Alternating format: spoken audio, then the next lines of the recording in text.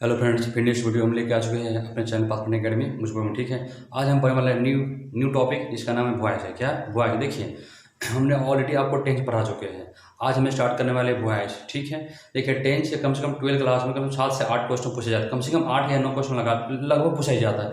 अगर आप टेंस पढ़ चुके हैं तो वॉयस पढ़ने में आपको दिक्कत नहीं होगा। अगर आप टेंस नहीं पढ़े तो वॉयस पढ़ने में थोड़ा सा दिक्कत हो सकता है, अदरवाइज और कुछ ज़्यादा दिक्कत नहीं। ठीक है ना, देखिए अब हमें स्टार्ट करते हैं वॉयस। देखिए, वॉयस मुख्य रूप से 2 प्रकार के होते हैं। कितने प्रकार के होते हैं? 2 प्रकार के होते हैं।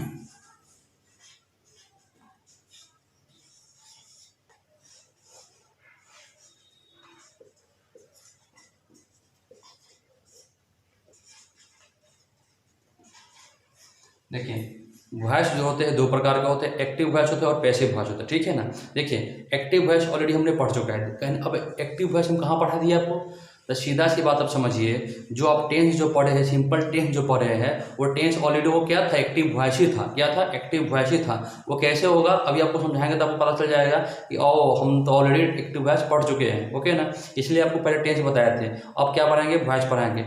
अब एक्टिव वॉइस से पैसिव वॉइस कैसे बनता है, अब पैसिव वॉइस से एक्टिव वॉइस कैसे बनता है, ओके ना, वो आपको सिखाने वाले हैं। लेकिन आज का वॉइस का पार्ट 1 वीडियो है, इसमें ओनली फ्रॉम इंट्रोडक्शन बताएंगे कि वॉइस बनने के क्या क्या नियम है। ठीक है, देखिए वॉइस बनाने के लिए कम से कम 4 चीज़ की आवश्यकता होता है। अगर 4 चीज़ आपके पास नहीं है तो वॉइस नहीं बन सकता है। पैसिव वॉइस क्या क्या चाहिए आपको? सब्जेक्ट चाहिए, हेल्पिंग वर्ब और मेन वर्ब, और क्या चाहिए? ऑब्जेक्ट चाहिए। क्या? फिर से सुनिए ध्यान से। एक आपको चाहिए सब्जेक्ट, एक चाहिए आपको हेल्पिंग वर्ब, एक चाहिए आपको मेन वर्ब और एक चाहिए आपको ऑब्जेक्ट। क्या चाहिए? ऑब्जेक्ट। 4 चीज़ आपको समझ में आ गया? क्या क्या चाहिए? देखिए, क्या आपको चाहिए? आपको सब्जेक्ट चाहिए, हेल्पिंग वर्ब, मेन वर्ब और क्या चाहिए आपको? यहाँ पे ऑब्जेक्ट। ये 4 चीज़ अगर आपको पता है, अगर आपके सेंटेंस में 4 चीज़ है, subject, helping verb, main verb और ऑब्जेक्ट है, तो आपको पैसिव वॉइस बनाने में कोई कठिनाई नहीं होता है, कठिनाई नहीं होता है। लेकिन 2 ऐसे जगह आपको मिलेंगे जहाँ पे आपको हेल्पिंग वर्ब नहीं मिलेगा, जहाँ पे आपको हेल्पिंग वर्ब नहीं मिलता है। जैसे मतलब तो पूछेगा सर ऐसा कौन जगह है जहाँ पे हेल्पिंग वर्ब नहीं मिलता है, तो वो आपको टेंस आता है प्रेजेंट इंडेफिनिट और आता है पास्ट इंडेफिनिट। क्यों ऐसा होता है? देखिए, आपको पता होगा कि प्रेजेंट इंडेफिनिट का एक्टिव स्ट्रक्चर क्या होता है। तो याद कीजिए, ऐसे लिखा होगा सब्जेक्ट प्लस V1 या V5 plus object plus tension. ये ना था हो। अब बताइए यहाँ पे कहीं पे हेल्पिंग वर्ब आया? नहीं ना आया। यानी अब ये तो हो गया आपको प्रेजेंट का। अब देखिए पास्ट का, देखिए क्या होता है। Past plus subject plus V2 plus object plus tension. अब देखिए यहाँ भी आपको हेल्पिंग वर्ब नहीं आया है और यहाँ भी आपको हेल्पिंग वर्ब नहीं आया है। यानी पूरा मतलब पूरा वॉइस में 2 जगह पे हेल्पिंग वर्ब नहीं आता है। एक आपको प्रेजेंट इंडेफिनिट में और एक आपको पास्ट इंडेफिनिट में। 2 ऐसे सेंटेंस बनेंगे जहाँ पे आपको हेल्पिंग वर्ब आपको नहीं मिलेगा। ठीक है, अदरवाइज हर जगह पे आपको हेल्पिंग वर्ब मिलना एकदम फिक्स है, कोई दिक्कत नहीं। चलिए अब स्टार्ट करते हैं बनाने के नियम क्या होता है। उससे पहले कुछ बात और जानिए। देखिए, ऑलरेडी हम प्रेजेंट के 4 होते हैं, पास्ट के 4 होते हैं और फ्यूचर के भी 4 होते हैं। अब हम ये पहले जानते हैं कि किस किस टेंस का पैसिव वॉइस बनता है और किस किस चीज़ का पैसिव वॉइस नहीं बनता है। तो समझिएगा ध्यान से। ध्यान टेंस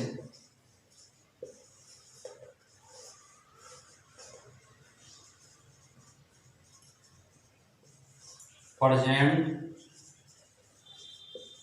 पास्ट, फ्यूचर। कहने का मतलब ये हुआ, प्रेजेंट टेंस जो होता है, प्रेजेंट टेंस में पैसिव वॉइस बनता है 3 का। कितना? 3 का बनता है। पास्ट में भी बनता है 3 का और फ्यूचर में बनता है 2 का। तो 3 ये हो गया, 3 ये हो गया, 3 + 3 6 हो गया, प्लस 2 कितना? 8 हो गया। यानी कहने का मतलब ये हुआ, जो 12 को टेंस जो पढ़े थे उसमें से 8 को का ही पैसिव वॉइस बनता है। कितना बनता है? 8 को मात्र बनता है पैसिव वॉइस। लेकिन 4 को जो नहीं बना है उसका भी पैसिव वॉइस बनाया जा सकता है, लेकिन आपको एकेडमी लेवल में इसकी कोई आवश्यकता नहीं है, इसलिए यहाँ पे आपको इसकी मतलब जरूरत है ही नहीं, इसे हम छोड़ देते हैं। लेकिन कहिएगा अगर आपको चाहिए, अगर आप चाहते कि हमको वो भी अगर जान जाए, यानी इसका 4 को इसको कैसे बनता है, अगर आपको चाहिए इसका मतलब वीडियो, तो आप कमेंट कीजिएगा, तो आपको स्पेशल उसका वीडियो 4 का बना के डाल देंगे। ठीक है, लेकिन जो आवश्यकता है आपको क्लास 12 के लिए या 10 के लिए या 11 के लिए 12 BA के लिए, आपको वो चीज़ आपको बढ़िया से और अच्छा ढंग से बताएंगे जो आपको मतलब एग्जाम में आएगा। ठीक है, देखिए अब ये समस्या आता है, इसमें प्रेजेंट टेंस में 3 को किसका किसका बनता है, पास्ट में किसका बनता है और फ्यूचर में 2 किसका बनता है। तो सीधा सी बात समझिए, प्रेजेंट में 3 को बनता है प्रेजेंट इंडेफिनिट टेंस, यानी पी से प्रेजेंट, आई से इंडेफिनिट, टी से टेंस। ओके ना, दूसरा present continuous tense PCT, P से प्रेजेंट, सी से कंटिन्यूअस, टी से टेंस।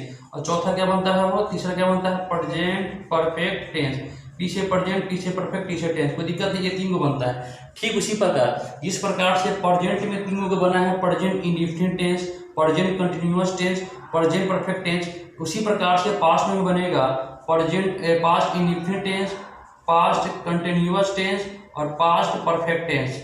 और इसका दो जो बनेगा फ्यूचर इंडिफिनिट बनेगा और बनेगा फ्यूचर परफेक्ट टेंस। ओके ना, फ्यूचर इंडिफिनिट टेंस और फ्यूचर परफेक्ट टेंस। एफ से फ्यूचर, पी से परफेक्ट, टी से टेंस।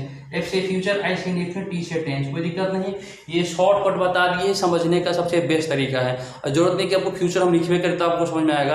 आप 12th क्लास के बच्चे हैं, आप सीनियर हो चुके हैं, तो आपको पता तो होबे करेगा कि पी के मतलब क्या होता है, सी के मतलब क्या होता है, आई के मतलब क्या होता है, टी के मतलब क्या होता है। नहीं होगा तभी आपको बता ही रहे कि पी मतलब यहाँ पे पी मतलब प्रेजेंट ले रहा है, आई मतलब इंडिफिनिट ले रहा है, टी मतलब टेंस ले रहे हैं। यहाँ पी मतलब प्रेजेंट ले रहा है, सी मतलब कंटिन्यूअस ले रहा है, टी मतलब टेंस ले रहा है। पी मतलब प्रेजेंट परफेक्ट टेंस हो गया, प्रेजेंट सॉरी पास्ट में है तो पास्ट इंडिफिनिट टेंस। अब यहाँ पी से प्रेजेंट है कि प्रेजेंट के सामने है, ये पी के सामने, ये भी पास्ट के सामने, तो पी मतलब यहाँ पास्ट ले लेंगे, इसको प्रेजेंट नहीं मान लीजिएगा।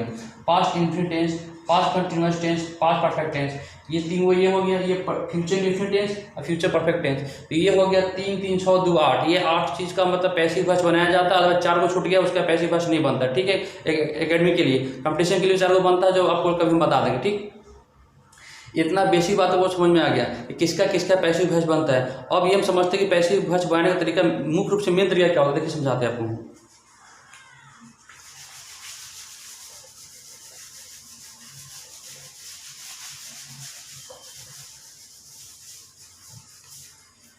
देखिए अब यहाँ पे अब ये समझते हैं कि जब पैसिव वॉइस बनता तो बनता कैसे। जैसा कि आपको पहला एक सेंटेंस अगर यहाँ लिखा हुआ है कि जैसे मान लीजिए Ram reads a book, Ram एक किताब पढ़ता है। पहले तो समझिए ये सेंटेंस दिया हुआ है। एक बताया हमने अभी आपको ये बताया है कि आपको पैसिव वॉइस बनाने के लिए 4 चीज़ की आवश्यकता होता है, subject, helping verb, main verb और ऑब्जेक्ट। लेकिन यहाँ देखिए सब्जेक्ट दिया हुआ है लेकिन वर्ब दिया हुआ है, मेन वर्ब है, हेल्पिंग वर्ब नहीं है।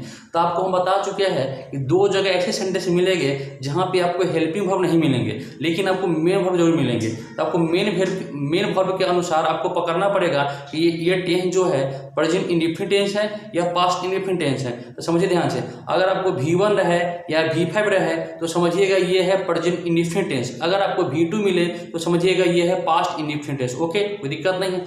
तो यहाँ लिखा हुआ है राम रीड्स, यानी यहाँ V5 मिल गया। तो V5 मिल गया तो ऑलरेडी हम आपको बताया है कि V5 का प्रयोग क्या आता है प्रेजेंट इंडिफिनिट टेंस में। यानी ये बुक की आपको क्या है, ये ऑब्जेक्ट है, ये ऑब्जेक्ट हुआ, ये मेन वर्ब हुआ, ये सब्जेक्ट हुआ। तो फॉलो हो गया ना। तो देखिए ये तो हो गया एक्टिव। अगर इस पर निगेटिव अगर बना हुआ है, मान लीजिए निगेटिव बना हुआ है, ये अगर आता है राम निगेटिव में does not read a book,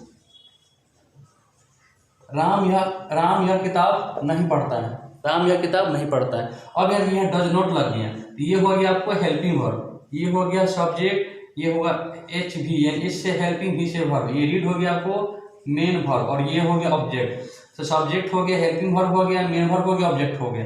तो ये तो हो गया आपको एक्टिव सेंटेंस। अब इसका पैसिव कैसे बनाते हैं देखिए ध्यान से। देखिए पैसिव बनाने के 4 नियम होते हैं, लेकिन 4 नियम आपको लिखाने की आवश्यकता है नहीं, आपको हम बताएंगे। अब ध्यान से हमारी बात को सुनिए और वीडियो को शुरू से लेकर लास्ट तक देखिएगा, आपको दिक्कत नहीं होगा। ठीक है, देखिए ध्यान से। अब पैसिव वॉइस बनाते कैसे समझिए ध्यान से। ये जो आपका जो ऑब्जेक्ट जो है एक्टिव का ऑब्जेक्ट जो होता है, देखिए ये एक्टिव वॉइस है, ये क्या है, एक्टिव वॉइस है। हमको पैसिव वॉइस बनाना है। पैसिव वॉइस बनाने का नियम क्या होता है, एक्टिव का जो ऑब्जेक्ट होता है, एक्टिव का जो ऑब्जेक्ट होता है पैसिव में बन जाता है सब्जेक्ट। तो यहाँ पे आप लिख सकते हैं, इसको एक तरह से लिख सकते हैं object in subjective case, object in subjective case. Subject की हम शॉर्टकट लिखते हैं SUB, सब्जेक्ट केस। एक्टिव का जो ऑब्जेक्ट होगा पैसिव में सब्जेक्ट बन जाता है।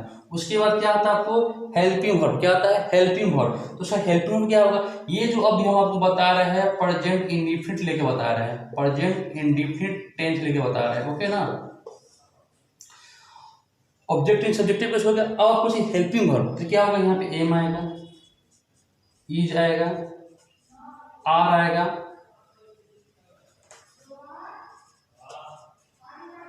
और उसमें भी थ्री आएगा। अब देखिए ऑब्जेक्टिव सब्जेक्टिव केस हो गया, एम इज आर हो गया। अब क्या चाहिए आपको, मे वर्ब चाहिए।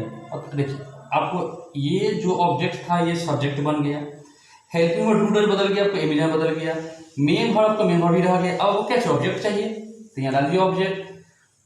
लेकिन ये ऑब्जेक्ट नहीं डालना, यहाँ पे आप डाल दीजिए एक्सटेंशन। क्या डालिए, एक्सटेंशन। क्या डालिए, एक्सटेंशन। उसको क्या होगा, बी वाई बाई। लेकिन ये बाई लिखना पूरा हद तक सही नहीं है। क्यों सही नहीं है, आपको हम बताते क्यों सही नहीं है। बहुत सारे ऐसे वर्ड होते हैं जिसके साथ बाय का प्रयोग नहीं किया जाता है, इसलिए यहाँ पे अच्छे ग्रामेटिकल जो होते हैं, अच्छे ग्रामर के बुक में जो है बाय का प्रयोग नहीं किया गया है। यहाँ पे आप प्रीपोजिशन का प्रयोग कीजिए। यहाँ लिखिए प्रीपोजिशन, PREPO, यानी प्रीपोजिशन मतलब समझिए, प्रीपोजिशन का हम शॉर्ट लिख देते हैं PRE। अब शॉर्ट में लिखिएगा, पोस्ट में लिखिएगा बाय, और प्लस में लास्ट में लिखिए subject in objective case, subject in objective case. तो क्या समझे बात को, आपको हमने ये बता दिया कि एक्टिव का जो ऑब्जेक्ट होता है पैसिव में बन जाता है सब्जेक्ट, यानी ये जो सब्जेक्ट जो होता है पैसिव में बन जाता है ऑब्जेक्ट। यानी एक्टिव का ऑब्जेक्ट बनेगा पैसिव में क्या, सब्जेक्ट। एक्टिव का सब्जेक्ट बनेगा पैसिव में ऑब्जेक्ट, कोई दिक्कत नहीं है। और उसके बाद आपको हेल्पिंग वर्ब आपको जो रहेगा चेंज तो यहाँ पे किए दिए हैं। फिर एक बात और याद रखिएगा, एक्टिव में हमेशा आप ये देखिए एक्टिव का आपका V1 जो होता है, यानी मेन वर्ब जो होता है, एक्टिव जब सेंटेंस जब बनाते हैं उसका जो आपका जो मेन वर्ब जो होता है आपका V1 हो या V2 हो या V3 हो या V4 हो या V5 हो, ये मैटर नहीं करता। लेकिन आप पैसिव वॉइस जब भी बनाइएगा तो हर कंडीशन में आपको पैसिव में मेन मतलब V3 मत लगाना पड़ेगा, यानी मेन वर्ब हमेशा वर्ब का तीसरा रूप का ही प्रयोग करेंगे, अदरवाइज आपका सेंटेंस हो जाए गलत। क्या समझे बात को, आपको एक्टिव सेंटेंस में मेन वर्ब कुछ भी हो, मेन वर्ब का कोई भी रूप हो, लेकिन पैसिव वॉइस में हमेशा मेन वर्ब का तीसरा रूप का ही प्रयोग करेंगे, कोई दिक्कत नहीं है। देखिए आपको हम सेंटेंस बनाएंगे, उसके बाद हमको पैसिव बनाने का इंग्लिश स्ट्रक्चर होता है, न कि आपको हम डायरेक्ट दे देंगे मैंने कोई बना लीजिए, ऐसे नहीं बनता है। एक्टिव सेंटेंस बनाएंगे, आपको लिख देंगे हम, फिर उसका पैसिव स्ट्रक्चर लिखेंगे, उसके अनुसार से बनाएंगे, एक एक भी क्वेश्चन आपका गलत नहीं होगा, ठीक है ना। अभी तो आपको आज हम इंट्रोडक्शन वीडियो बता रहे हैं पैसिव वॉइस कैसे बनता है, जो लगभग आपको बात हम सब ये जितना इंट्रोडक्शन के लिए चाहिए था उतना आपको हम बता दिए, कोई दिक्कत आपको होगा नहीं। लेकिन कुछ सेंटेंस बना के आपको दिखा देते हैं, जब आपको विश्वास हो सके। देखिए पहला सेंटेंस क्या लिखेगा, हमको पहले देखिए कैसे बनता है। ये तो ऑब्जेक्टिव मतलब पैसिव वॉइस का इंग्लिश स्ट्रक्चर हो गया ना, तो हमको पहले क्या मानता है, object in subjective case. Object in subjective case, जो इसका ऑब्जेक्ट होगा एक्टिव का वो पैसिव बन जाता है सब्जेक्ट। तो ऑब्जेक्ट क्या, ए बुक, तो ए बुक रहेगा, तो यहाँ पे ए बुक डालिए, ए बुक। अब आपको हेल्पिंग वर्ब में से एम या इज या आर में कोई एक को लेना है, तो बताइए ए बुक तक आपको सिमिलर हो गया, ई जाएगा, क्या आएगा, ए बुक ई जाएगा। अब मेन वर्ब का V3 चाहिए, तो वर्ब क्या है, रीड है, तो रीड का V3 होता है, रीडे होता है, RED रीड होता है, और कोई एक्सटेंशन कुछ तो है ही नहीं है। अब लगेगा यहाँ पे बाय, अब यहाँ मतलब प्रीपोजिशन मतलब बाय लगेगा। फिर सब्जेक्ट इन ऑब्जेक्टिव केस, यानी जो सब्जेक्ट है एक्टिव का वो बनेगा पैसिव में ऑब्जेक्ट, तो राम का राम में लगा दीजिए। कोई दिक्कत किसी को नहीं ना, दिक्कत है, ठीक है।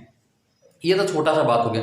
और निगेटिव सेंटेंस कैसे बनाएंगे, देखिए निगेटिव सेंटेंस बनाने का फिर निगेटिव स्ट्रक्चर भी होता है, इंट्रोगेटिव सेंटेंस बनाने का इंट्रोगेटिव स्ट्रक्चर होता है, स्ट्रॉन्ग इंट्रोगेटिव बनाने का उसका भी स्ट्रक्चर होता है। यानी कहे ना आपको अंग्रेजी से प्यार हो जाएगा, यानी एक भी सेंटेंस आपको छूट ही नहीं सकता, इतना बेहतरीन ढंग से आपको बताया जाएगा। बस आप शुरू से लेकर लास्ट तक बने रहिए। अगर आपको वीडियो पसंद होता तो अपने दोस्तों में शेयर जरूर किया कीजिए। इससे क्या होगा कि आपको ना, अगर आप शेयर करते हैं तो अगला आदमी को भलाई हो जाता है, और क्या होगा, कुछ नहीं। देखिए अगर मान लीजिए ये सेंटेंस हमें निगेटिव बनाया, Ram does not read a book, इसका इंग्लिश स्ट्रक्चर होना चाहिए। ये तो स्ट्रक्चर जो था, ये जो स्ट्रक्चर जो लिखा हुआ ये तो आपको सिंपल पॉजिटिव का है, सिंपल निगेटिव का भी तो कोई स्ट्रक्चर होगा हो। देखिए इसका स्ट्रक्चर क्या होगा, तो हम ये मिटा देते हैं। देखिए ये स्ट्रक्चर 1 था, स्ट्रक्चर 2 दे देते हैं। अब हम डायरेक्ट ऑब्जेक्ट लिख सकते हैं, दे देते ओ मतलब जो ऑब्जेक्ट था यहाँ पे बन जाएगा सब्जेक्ट। अब एम या डालिए, जो है एम या इज या आर, निगेटिव है तो नोट कर सकते हैं। आप इसे एमॉन्ट, इजंट या आरंट भी कर सकते हो। एमॉन्ट, इजंट या आरंट भी आप कर सकते हो। ये हो जाएगा शॉर्ट फॉर्म। क्या हो जाएगा? Short form. लेकिन हमको यहाँ पे तो बेसिक, अभी तो हम बेसिक स्टार्ट किए, तो पहले बेसिक की बात जानेगा तब ना घर मजबूत बनेगा। मेजर हो गया, नॉट हो गया, निगेट, और आपको भी लगा दीजिए, एक्सटेंशन लगा दीजिए। अब क्या है आपको प्रीपोजिशन है तो पी आर ई प्री, उसमें बाई कर दीजिए, लास्ट में दीजिए सब्जेक्ट, कोई दिक्कत नहीं ना है। तो अब इस सेंटेंस को बनाते हैं इस स्ट्रक्चर पे। देखिए क्या कहता है, हमको इंग्लिश से स्ट्रक्चर का आता है, पहले हमको ऑब्जेक्ट चाहिए। तो ऑब्जेक्ट क्या है? ए बुक है। ये देखिए पैसिव कैसे बनाते हैं, यहाँ डालिए ए बुक, डालिए ये बुक डाल दिए। अब चाहता है ए मीडियम प्रोजेक्ट डालिए, तो क्या आएगा? ए बुक तो एक हुआ ना, प्लीज लगाइएगा। अब नोट है निगेटिव है तो नोट लगाइए। V3 क्या है? रीड का तो रीड लगेगा। अब बाय लग जाएगा। अब क्या है? राम का राम।